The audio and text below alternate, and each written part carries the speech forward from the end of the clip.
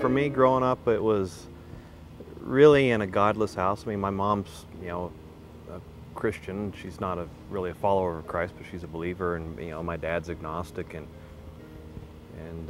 very hard-headed person, hard-hearted person, very sealed off to the world, and always been kind of a loner. Never really ever felt like I fit in with people. Spiritually, I was probably at an ultimate low.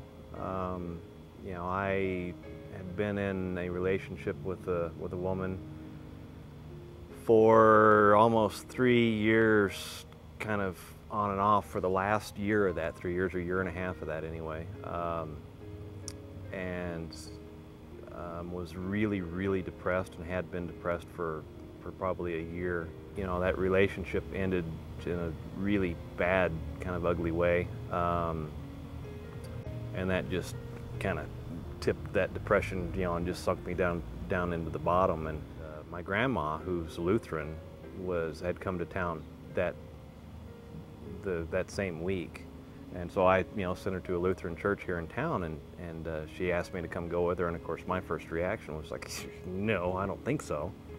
But then I kind of was sitting there thinking, it's like, wait a minute, this is a perfect opportunity to stop and do something for somebody else.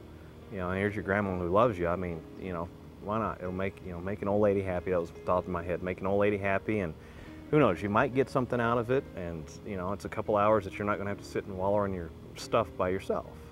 I went, I bawled my eyes out. Was going to go back the next week, and I called my buddy Chad and asked him if he wanted to go with me, because I knew he was going to church and stuff.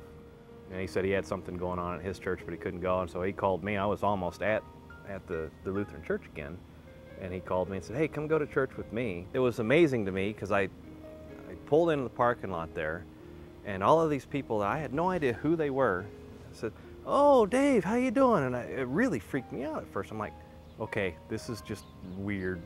I mean, I remember that message. I don't remember what the title of it was, but I remember that message, and it was, Andy was talking, and he was talking about, if you only had this back, or if you only had that back, and, just kind of, and it was, played a song about a guy who was, only if he had the girl back, and that's exactly where I was. And I mean, I just remember sitting there just bawling. That whole time from there on was just incredible. I mean, God was just slicing and dicing inside my heart. I mean, it was just amazing. For me, it's hard to believe in something that you can't see or touch.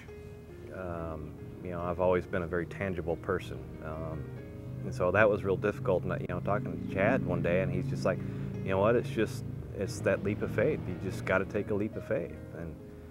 And I remember on a Sunday in October, it was early October or late October, early November of 2004, when Dave gave out sunflower seeds and said, if you're just willing to take the chance, and take that little step of faith in Christ, then come put this seed down at the cross. And I did that, in all honesty, really not knowing full well what I was doing. I just knew that my feet weren't going to stop walking up there.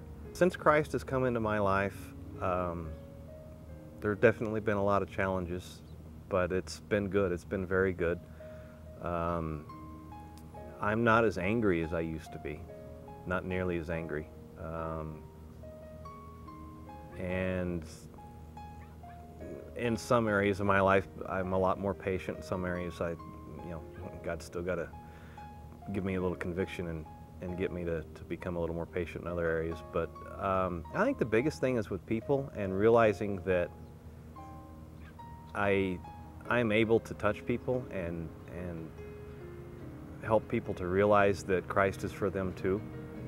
If especially people that have known me for a long time, that weren't religious. I mean, maybe they're Christian, but just really, have never stepped into a relationship with God. And they sit and they go, wow. I mean, that's amazing that that's done that for you. I mean, I would have never thought it would possible, but I've seen it in you. So there's one worship song that, I mean, I just cry every time we sing it, and I don't remember the name of it, but it's speak to me and speak through me, in spite of me, use me. I mean, it's just every time we sing that song, It's like, yeah, he's using me. It's just incredible.